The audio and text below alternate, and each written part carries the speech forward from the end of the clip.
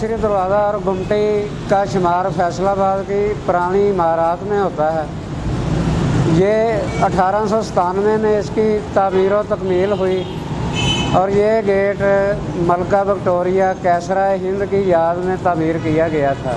केसरी दरवाज़ा लाला मोहन लाल ने बनवाया था और गुमटी के बारे में तारीख अभी तक बिल्कुल खामोश है। हाँ, ये ज़रूर है इसके अंदर जो फुहारा लगा है उस पे लिखा है बरकत दरियाए चिनाब।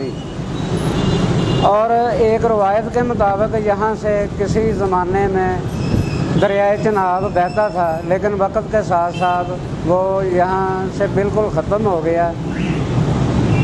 और दूसरी रवायत ये है कि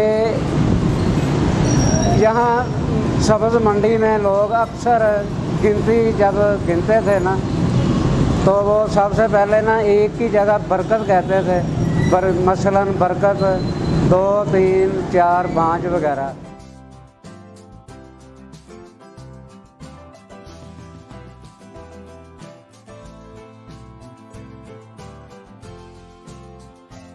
मलका विक्टोरिया के हिंदुस्तान आने के कोई तारीख़ी शवाहद नहीं मिलते। लालपुर आना तो दूर की बात है, ये एक ख्वाहिश ही हो सकती है जो अब रवायत बन गई है।